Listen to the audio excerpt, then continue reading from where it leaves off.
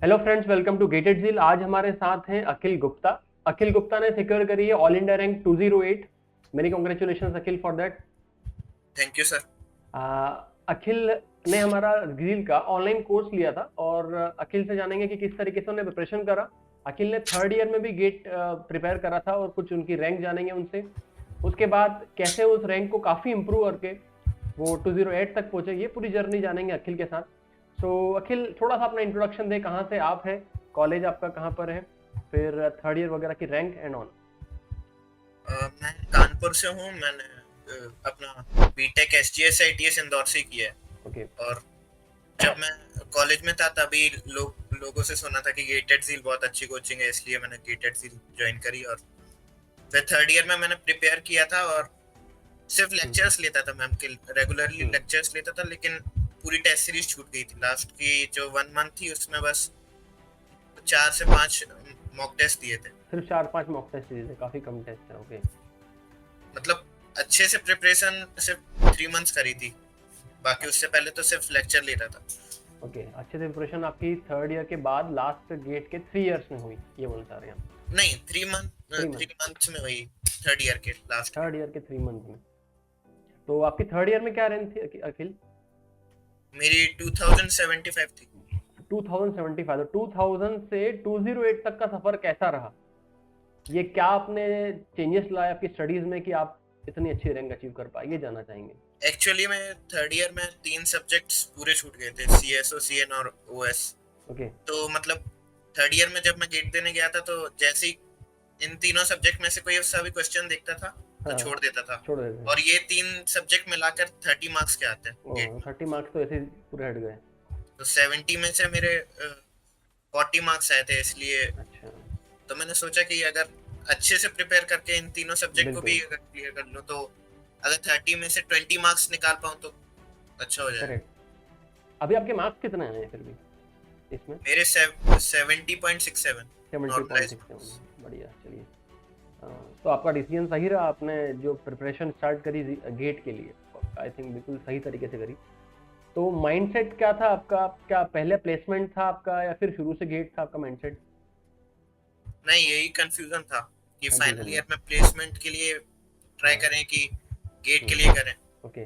लेकिन फिर जो मेरे साथ अभिषेक जैन भी इसी साल था, हाँ। गेटेड झील से ही उसकी हाँ। रैंक आई है फिर से। हाँ। तो अब हम लोग थर्ड ईयर में तो दिया था गेट, लेकिन उसके बाद फिर प्लेसमेंट्स आ गए। हाँ। प्लेसमेंट से गेट से डाइवर्ट होके फिर प्लेसमेंट सोच रहे थे कि प्लेसमेंट कहीं लग जाए अच्छा। हम्म। और प्लेसमेंट्स फिर मेरा 8 LPA का लगा और हम्म। उसका 15 का लग गया। हम्म। तो 8 LPA का तो फिर समझ आ ही गया था, फिर उससे अच्छा तो गेट की फिर से प्रिपरेशन करके कहीं अच्छी जगह ही पहुंच जाओ। अच्छा। तो इसलिए मैंने फिर वापस से कोर्स लिया अच्छा। जुलाई में। तो अलॉन्ग विद जॉब है आपका, भी कुछ आपने ज्वाइनिंग करी है या फिर नहीं? जॉब मतलब? मतलब फोर्थ ईयर में फिर आप इसको मतलब कंप्लीट आपका अभी प्लेसमेंट हुआ बट आपने ज्वाइनिंग नहीं करी फिर क्या? ज्वाइनिंग नहीं, वगैरह? प्लेसमेंट हुआ अभी हम्म। मैं हैदराबाद में हूँ, अच्छा, जॉब आप ही कर। जॉब। ओके।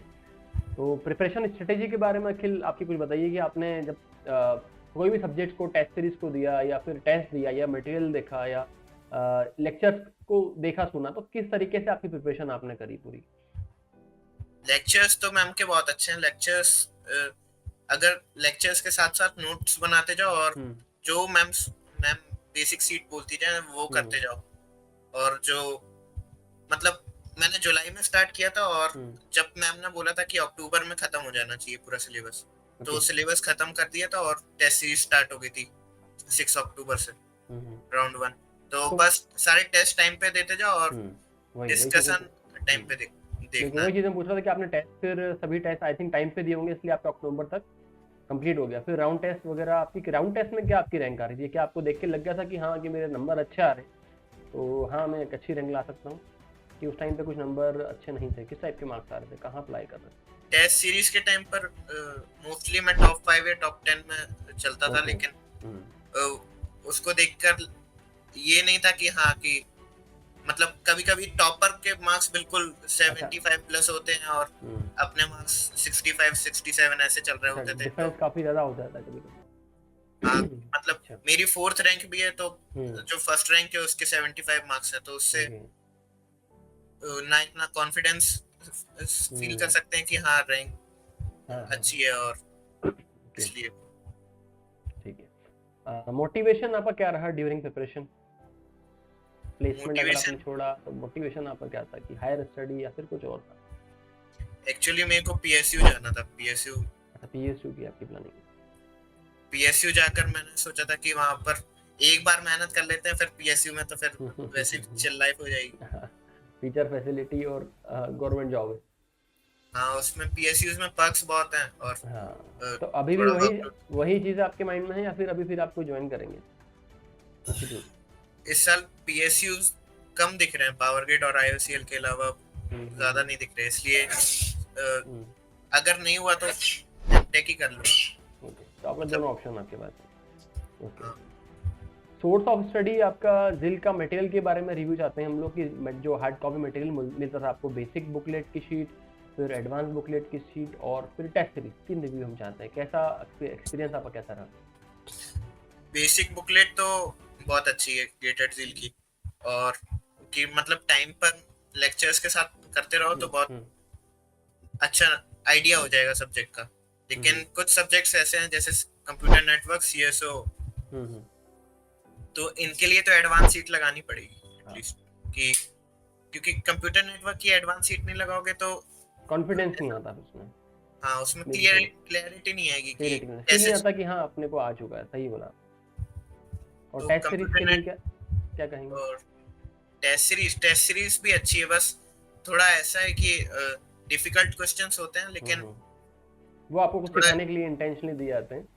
हाँ दिए तो हम्म। इंटेंशनली जाते हैं, जैसे मेरे मॉक टेस्ट में मार्क्स आ रहे थे वैसे ही हम्म। सेम, जैसी मिस्टेक्स मैं मॉक टेस्ट में हाँ कर हाँ। रहा था वैसी रियल गेट में भी हुई हुई, आपकी? और जैसे जो अच्छा, मैं सीख कर सही कर रहा था वो भी रियल गेट में भी वैसे ही सही किया उन मतलब आपकी क्वेश्चन। प्रिपरेशन में आपको काफ़ी हेल्प करी as it is GATE exam में ना? हाँ हम्म। मार्क्स तो उतने ही है जितने मॉक टेस्ट में रहते हम्म। हैं, हम्म। तो कंसिस्टेंसी बनी रही अच्छा। मॉक टेस्ट ओके देके। ओके। अच्छा, आपके क्या आपने प्लान करा था कि मुझे इतनी रैंक लाना है, ऐसा कुछ? जैसे स्टूडेंट जनरली मोटिवेशन के लिए लिखते हैं कि मुझे अंडर 100 आना है, मुझे अंडर 10 चाहिए। सो आपने भी क्या ऐसा माइंडसेट था कि मुझे इतनी रैंक लाना है, अंडर 100, 200, 300? वैसे तो अंडर 10 का सोच के ही बैठे थे, मैं दीदी से शर्त लगा ली थी कि अंडर 10 आएगी तो 10,000 देना तुम्हें, तो वो तो शर्त मैं हार गया खैर, लेकिन तो तुमको कुछ देना पड़ेगा क्या उनको रिटर्न अब? हाँ उसको अगर याद होगा तो। चलिए, अच्छी बात है। लेकिन अच्छा, मिस्टेक जो अक्सर सभी स्टूडेंट करते हैं, जैसे सिली मिस्टेक सबसे ज़्यादा पॉइंट आउट रहता है कि 50 आंसर था बट हमारा पहले 51 आ गया, तो हमने मार्क्स करने में कुछ गलती कर दी। सिली मिस्टेक से सीधे सीधे 10 टू 15 मार्क्स कम होते तभी हैं तो टेस्ट। आपने कैसे ओवरकम करा उसको, क्या तरीका अपनाया था? सिली मिस्टेक्स मेरी स्टार्टिंग में बहुत होती थी, तो मैं हम्म। फिर सिली मिस्टेक्स को करेक्ट करने के लिए जैसे ही क्वेश्चन टेस्ट के वक्त सॉल्व किया तो हम्म। उसको वापस से एक बार क्वेश्चन को पढ़ लेता था कि हाँ कहीं नॉट ट्रू तो नहीं पूछा है, हम्म। एक बार कहीं पूरी कैलकुलेशन, उसमें मुश्किल से 5 से 10 सेकंड लगते हैं, पूरी कैलकुलेशन देख लेते हो तुम कि तुमने जो हम्म। भी सॉल्व किया कहीं गलती तो नहीं करी, केजी हम्म। की जगह ग्राम तो नहीं लिख दिया, या फिर हाँ ऐसा हाँ। कुछ तो नहीं कर दिया। कई बार ऐसा भी होता है कि फॉल्स पूछा होता है और ट्रू के अकॉर्डिंग लगा देते हैं, ट्रू पूछते हैं फॉल्स लगा देते हैं। वो मिस्टेक भी काफ़ी ज़्यादा देखने में बच्चों हाँ को मतलब एक आती बार है। पूरा क्वेश्चन और अपना सॉल्यूशन देख लो कि हाँ हम्म। कुछ तुमने गलती तो नहीं करी है। अच्छा, पैटर्न ऑफ स्टडी आपका कैसा रहता था, क्योंकि आप कॉलेज की स्टडी को मैनेज कर रहे थे और इधर गेट की भी तैयारी नहीं करनी थी, जॉब के साथ मैं और जॉब कर के रहा साथ था भी ना, है। तो जॉब के साथ मैं ऐसे कर रहा था कि मतलब ज्वाइनिंग मेरी जॉब की लेट हुई थी, अक्टूबर में हुई थी, अच्छा। तो उससे पहले मैंने सिलेबस अपना कंप्लीट कर लिया था मैम के साथ। ओके। सिर्फ टेस्ट सीरीज बची थी, तो टेस्ट सीरीज में रेगुलरली जॉब के बाद आकर रात में 9 से 11 या फिर 9 से 12 देता था। तो कितने आवर्स तक की स्टडी आप प्लान करते, कितने कंसिस्टेंटली पढ़ पाते थे आप, क्योंकि जॉब के साथ करना तो मुश्किल होता है। वैसे गेट के लिए अगर कोई भी डेली अगर consistently daily hmm. 4 to 5 hours भी देगा तो उसके लिए गेट टफ नहीं 9 है। मंथ से या फिर 8 to 9 मंथ से बहुत बहुत सिंपली निकाल सफिशिएंट है। सकते हैं। ओके। अच्छा, कोई ऑनलाइन स्टडीज करने में आपको कोई प्रॉब्लम तो नहीं आई?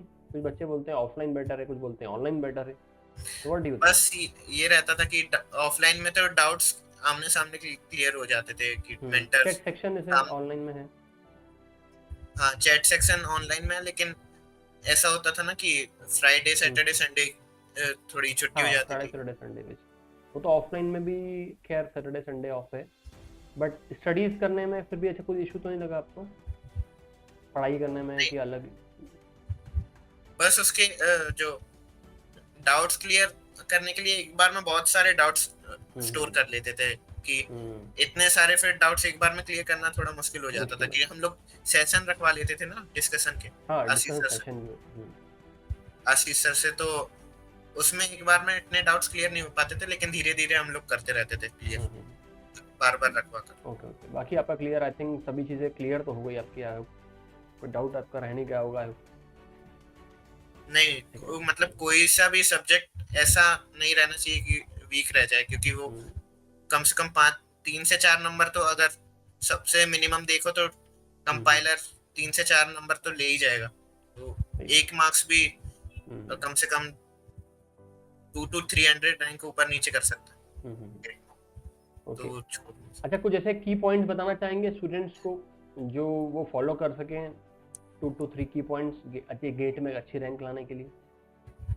की पॉइंट्स मेनली अपना सिलेबस सितंबर या अक्टूबर एंड की स्टार्ट तक खत्म कर ही लो कुछ भी करके, ताकि टेस्ट सीरीज में कम से कम छूटे ना। और दूसरी टिप ये दूंगा कि 2 टेस्ट सीरीज देनी चाहिए। जैसे मेरे पास लास्ट ईयर की 2023 की टेस्ट सीरीज थी गेटेड झील की, और 2024 की थी, तो 2 टेस्ट सीरीज से number of questions test series देते वक्त ज्यादा लगते हैं, और मतलब आपको पैटर्न और अच्छे से क्लियर हो जाता है, जितनी ज्यादा गलतियां होती हैं उतने ज्यादा डिस्कशन देखकर वापस से सीखने को मिल जाता है। ओके, और मतलब कि एक और थर्ड टिप दूंगा कि जब असली टेस्ट देते वक्त कोशिश करो कि डरो नहीं, क्योंकि और स्ट्रेटेजी ये रहनी चाहिए कि स्टार्टिंग में क्वेश्चंस को मतलब ज्यादा टाइम मत दो कि 6 to 7 मिनट्स दे दिया तो फिर प्रॉब्लम हो जाएगी, क्योंकि ऐसा 2-3 क्वेश्चन में दे दिया तो आधा घंटा खत्म हो जाएगा सिर्फ 3 क्वेश्चन में, और 65 क्वेश्चंस हैं अपने पास। मतलब अगर आप किसी क्वेश्चन में अटक गए हो तो उसको स्किप करके आगे बढ़ो, दोबारा उसको बाद में देखें, मतलब ये बोलना चाह रहे हैं? हाँ, क्योंकि अगर 3 क्वेश्चंस में अगर आधा घंटा दे दिया तो 62 क्वेश्चंस में सिर्फ 2.5 घंटा बचा ना, और फिर बच्चा भी घबरा जाएगा कि अब क्या करूं मैं, कि फिर हड़बड़ी में क्वेश्चंस करोगे 62 तो बहुत सारी सिली मिस्टेक्स भी होंगी। तो कम से कम टेस्ट के वक्त ऐसे अपनी स्ट्रेटेजी बनाओ कि तुम एटलीस्ट डरो तो मत, डर जाओगे तो फिर तो पेपर बिगड़ना ही है। बिल्कुल। अच्छा, ऑनलाइन क्लास के अंदर हम लोग जूम, जैसे आपने बात भी करी थी जूम डिस्कशन, तो जूम डिस्कशन का क्या रोल रहा? क्या वो बहुत अच्छे से रोल प्ले कर रहा था आपके डाउट सॉल्विंग में? जैसे हम लोग जूम डिस्कशन भी लेते हैं, चैट तो है हमारे पास, बट अपन लाइव वन टू इंटरेक्शन के लिए ऑनलाइन स्टूडेंट्स के लिए जूम डिस्कशन भी प्लान करते हैं, तो उसका रोल कैसा क्या रहा? तो जब भी हम लोग डाउट्स आते रहते थे तो हम लोग कॉपी पे लिख लेते थे कि ओके, इस शीट में ये डाउट है कि प्रीवियस ईयर के पर्टिकुलर क्वेश्चन में डाउट है, तो हम लोग वीक में ट्राई करते थे कि 2 सेशन हो जाए, एक बसंत सर का और एक आशीष सर का, तो दोनों सब्जेक्ट के डाउट्स क्लियर हो जाएंगे थोड़े थोड़े। तो हम लोग चैट पे डाल देते थे और आशीष सर और बसंत सर रख लेते थे, हम लोग उससे अपने जितने भी डाउट्स हैं उससे जितने पूछ सकते थे 7 to 8 डाउट्स उतने मेन पूछ लेते थे कि हाँ इससे इस क्वेश्चन से बहुत सारे डाउट्स क्लियर हो जाएंगे। तो वैसा काफी इसका हेल्प, काफी इंपॉर्टेंट रोल रहा वो। अच्छा, अगर रेट करने की बात आए तो आप कैसे क्या करेंगे रेट? आप सेटिस्फाइड थे झील के टेस्ट सीरीज से, झील के मटेरियल से, डाउट सपोर्ट से, ओवरऑल कैसे आप कहें, क्या आपका रिव्यू रहेगा? एक्चुअली मैं 5 में से 4 दूंगा, क्योंकि बस वो 1 उसकी वजह से कि बस जो टेस्ट का रिजल्ट आता था वो थोड़ा टाइम ले लेता था। आपको लगता था टाइम थोड़ा दे रहा? बाकी उसमें उसका भी रीजन है, टेस्ट का रिजल्ट क्या होता है, कुछ स्टूडेंट लेट टेस्ट देते हैं बाय चांस, तो उनको कंबाइन करके हम टेस्ट एक साथ दिखाना चाहते हैं ताकि सभी की रैंक एक साथ दिख जाए और डिस्प्ले प्रॉपर उनकी रैंक के अकॉर्डिंग हो, तो इसीलिए थोड़ा सा डिले उसमें हम रैंक रिजल्ट में रखते हैं। बाकी ओवरऑल आप, आई होप कि आपका प्रिपरेशन बहुत अच्छे से हमारे साथ हुई होगी। तो आई होप Yes. कि इस सेशन से काफ़ी सारे स्टूडेंट को सीखने को मिला होगा कि किस तरीके से प्रिपेयर करें गेट के लिए, अलॉन्ग विद जॉब भी कर सकते हैं, थर्ड ईयर से कैसे तैयारी करें, एक 2000 रैंक से 200 के अराउंड रैंक तक कैसे पहुंचा जाए, ये ओवरऑल सेशन का मोटिव था। Thank you very much Akhil for taking out your time, समय निकाला Thank you, इसके लिए, Archit. Thank you very much. I hope कि आप आगे जो भी चाहते हैं PSU या IIT जहाँ आप जाना चाहते हैं वो आपको मिले। Best of luck Yes, sir. For you. Thank you very much.